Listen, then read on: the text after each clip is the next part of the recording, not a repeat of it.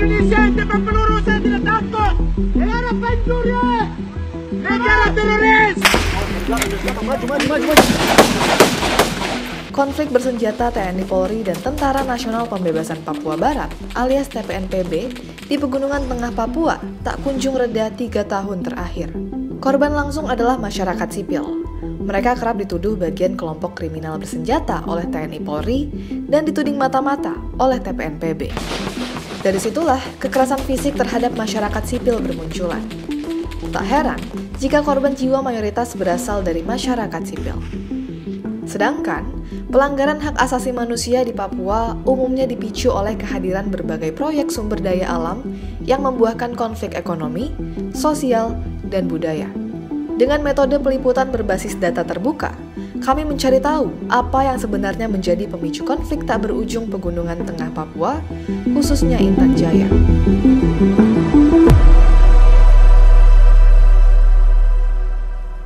Semua bermula dari sini. 1 Agustus 2019, TPNPB menggelar reunifikasi dan deklarasi persatuan TPNPB, Organisasi Papua Merdeka. Rapat dipimpin langsung Panglima Tertinggi TPNPB, Goliat Tabuni. Lokasi rapat terletak di sini, tak jauh dari markas Kostrad dan Kodim di Ilaga, ibu kota Kabupaten Puncak. Kelar rapat, sebagian TPNPB langsung bergerak ke Tembagapura melintasi Kabupaten Intan Jaya. Video ini diambil September 2019 dari lokasi ini.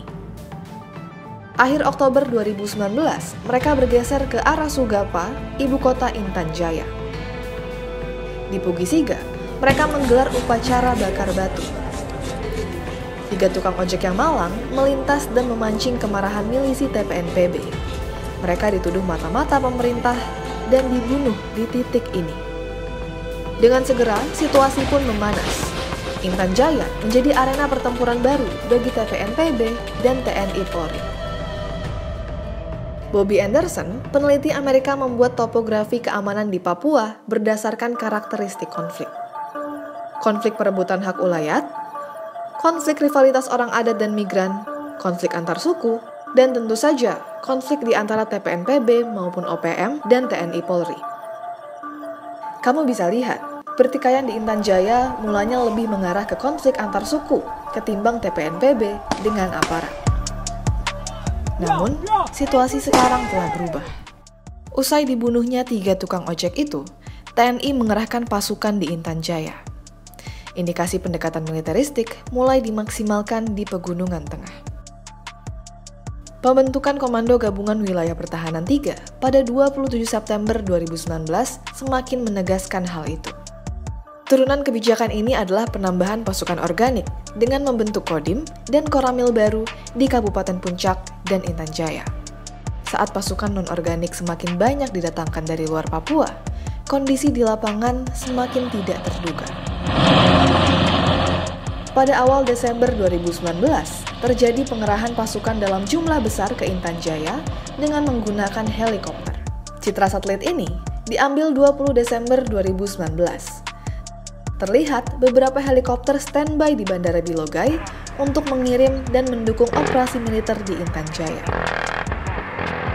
Dalam operasi militer jelang Natal 2019 itu, 2 prajurit Kopassus tewas ditembak TPNPB di dekat Hitadipa. Alhasil sejak saat itu, rentetan kekerasan semakin memanas di wilayah Pegunungan Tengah, khususnya Kabupaten Puncak dan Intan Jaya. Sejak pertengahan 2019 hingga 2021, korban luka dan tewas di Intan Jaya mencapai 39 orang. Tragisnya, mayoritas korban adalah warga sipil. Salah satunya adalah Pendeta Yeremia, yang menurut temuan tim gabungan pencari fakta yang dibentuk pemerintah, diduga dibunuh aparat keamanan akhir September 2020. Mengenai terbunuhnya Pendeta Yeremia Zanambani, informasi dan fakta-fakta yang didapatkan tim di lapangan menunjukkan dugaan keterlibatan oknum aparat. Kami mengumpulkan ratusan foto dan video dari berbagai platform seperti Facebook, Instagram, Twitter, YouTube, hingga TikTok. Dari sanalah kami mengidentifikasi pos-pos militer dan markas milik TNI Polri ataupun TPNPB di Kabupaten Intan Jaya dan Kabupaten Puncak. Tak hanya pos militer seperti Polsek, Kodim, dan Koramil yang bersifat permanen, kami juga menemukan banyak pos-pos temporer milik TNI Polri sejak 2019. Banyak pos dibikin untuk mengamankan objek vital konstruksi pembangunan Jalan Trans Papua. TPNPB sendiri memang menjadikan objek depot Dinas Pekerjaan Umum ini sebagai target serangan, seperti terjadi di Ilaga. Dari belakang! Problemnya adalah ketika pos-pos taktis TNI Polri itu memakai fasilitas sipil, seperti kantor pemerintah, sekolah, atau puskesmas. Strategi ini dijawab TPNPB dengan membakar fasilitas-fasilitas sipil tersebut, seperti terjadi di SMA N1 Beoga dan SD Impres Mayuberi di Ilaga. Tak hanya di pusat distrik, pos-pos TNI Polri juga menyebar di pedalaman wilayah penyangga kota. Ini adalah pos Titigi milik Kostrad. Lokasinya ada di titik ini. Misi mereka mengamankan jalur Trans Papua dari Hitadipa menuju Sugapa. Tak jauh dari situ, 500 meter ke arah selatan, ada markas TPNPB Kodap 8 Intan Jaya. Masifnya pos militer permanen dan non-permanen di banyak titik ini memunculkan pertanyaan, apa yang sebetulnya terjadi di Papua saat ini? Ini ada state emergency secara faktual gitu ya. Tetapi tidak mau dikatakan DOM, walaupun sebenarnya operasi-operasi pertahanan pasukan dan sebagainya, semua prosedur yang dipakai itu adalah prosedur DOM gitu kan. Pemerintah mengakuinya ini kan bukan operasi militer gitu kan. Ya, ini hanya operasi-operasi pengamanan biasa. Jangan dipertanyakan mengapa dengan jumlah sebanyak itu yang diterjunkan dengan kualifikasi pasukan seperti itu, pasukan yang benar-benar tempur, dan kemudian dengan pembuatan pos-pos ya seperti keadaan perang gitu kan, dan membatasi mobilitas orang gitu kan itu yang mereka lakukan kan. Kalau kita membuat checkpoint itu kan berarti kita membatasi mobilitas orang kan, kita menghambat orang untuk bepergian gitu kan. Itu tidak ada di dalam zaman normal sipil, gitu. Dalam tertib sipil pun itu tidak ada. Gitu. Itu hanya ada dalam keadaan perang gitu. Jadi secara faktual ini adalah daerah operasi militer, tapi tidak mau dikatakan sebagai operasi militer. Ketidakjelasan status dan situasi keamanan di Papua membuat publik sulit menerka pengarahan pasukan yang masif itu peruntukannya untuk apa. Daerah pegunungan tengah Papua dikenal kaya akan potensi tambang. Kami mengidentifikasi ada 4 perusahaan yang memiliki konsensi tambang di Intan Jaya.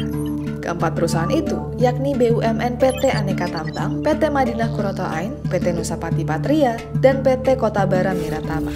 Hasil kajian cepat dari Koalisi Sipil menyebutkan 2 dari 4 perusahaan memiliki irisan dengan pihak militer. Di Antam, ada Purnawirawan TNI Letjen Agus Surya Bakti dan Komjen Bambang Sunarwibowo yang duduk sebagai komisaris. Agus pernah di Kopassus, sementara Bambang sampai sekarang masih aktif menjabat Sekretaris Badan Intelijen Negara. Di PT Madinah Kuroto Ain ada nama Purnawirawan Polisi Rudiart Tampu Bolon. PT Madinah Kuroto Ain adalah titik pusat perseteruan antara Luhut Binsar Panjaitan dengan Haris Azhar dan Fathia Maulidianti. Benarkah Luhut ada di PT Madinah seperti yang dinyatakan Haris dan Fathia? Begini alur ceritanya. Pada Oktober 2016, induk PT Madinah, yakni perusahaan asal Australia, Westwich Mining, menyerahkan 30% kepemilikan proyek di Sungai Derewo kepada PT Tobacom Del Mandiri. Seperti tertera dalam annual report milik Westwich Mining pada dokumen ini. Setahun kemudian, pada 2017, Westwich Mining merilis berita peralihan saham itu akan diberikan pada PT Tambang Raya Sejahtera. Saat membedah akta PT Tobacom Del Mandiri dan PT Tambang Raya Sejahtera, 2 perusahaan ini sama-sama dimiliki PT Toba Sejahtera. Dari dokumen ini terlihat, hampir 99,9% saham PT Toba Sejahtera dikuasai Luhut Panjaitan. Meski disebut mengakuisisi saham PT Madinah sejak 2016, perubahan kepemilikan saham di PT Madinah ternyata baru terjadi pada 2018. Menariknya lagi, perubahan kepemilikan saham di PT Madinah itu ternyata tidak memasukkan PT Tobakomdel Mandiri atau PT Tambang Raya Sejahtera, melainkan perusahaan yang sama sekali berbeda, yaitu PT Baitek Binar Nusantara. Sampai sekarang, perusahaan ini memiliki 30% saham di PT Madinah. 99% saham PT Baitek dimiliki Paulus Prananto. Dia adalah seorang purnawirawan TNI. Sosok ini juga sempat muncul di dua perusahaan Luhut, yakni di PT Tambang Raya Sejahtera dan PT Tobakomdel Mandiri. Di situ, ia menjabat sebagai direktur. Di akun LinkedIn-nya, sampai sekarang Paulus mengaku bekerja sebagai direktur PT Toba Sejahtera, induk grup perusahaan yang dimiliki Luhut. Luhut sendiri sudah menolak tudingan bermain tambang di Papua.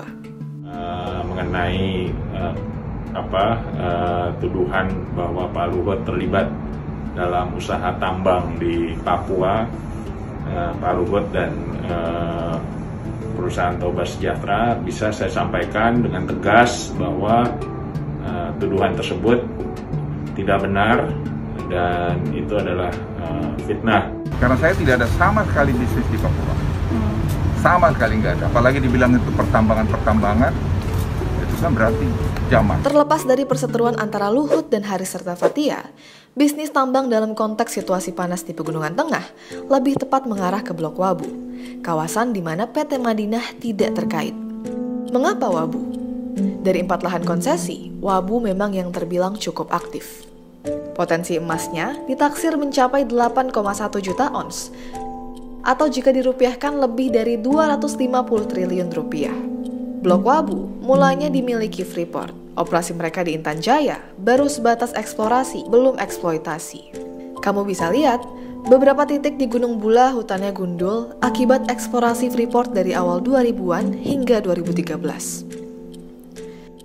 Setelah lama senyap, rencana penambangan Blok Wabu dilontarkan lagi oleh pemerintah saat Menteri BUMN Erick Thohir rapat dengan DPR.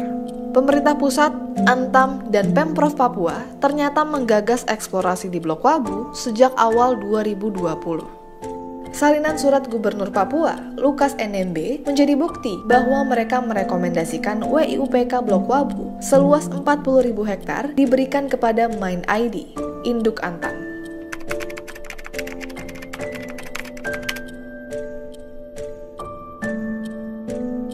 Di saat bersamaan, perampungan jalan menuju akses lokasi berbarengan dengan wacana PT Antam menggarap Blok Wabu. Kamu bisa lihat, citra satelit memperlihatkan jalan dari Sugapa menuju Wandai yang membelah Gunung Bula digarap dalam kurun waktu 2019 hingga 2020. Meski membangun jalan, pada area puncak terlihat hutan seluas 3 hektar juga ikut dibabat.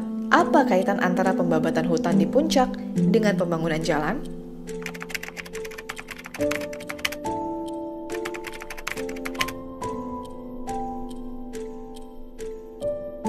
Inilah yang membuat masyarakat adat bersuara menolak industri ekstraktif sumber daya alam di Intan Jaya.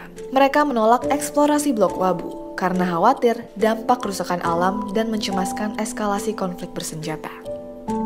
Mereka masyarakat tahu bahwa rupanya kehadiran banyaknya TNI itu dalam rangka ini. Terus mereka mengerti itu. Dan mereka sangat tidak mau Blok Wabu. Karena mereka belajar dari pengalaman di Tembagapura. Terus adanya bahaya untuk tailing, apalagi medan di sini itu gunung-gunung dan bisa berbahaya untuk keselamatan mereka. Begitu.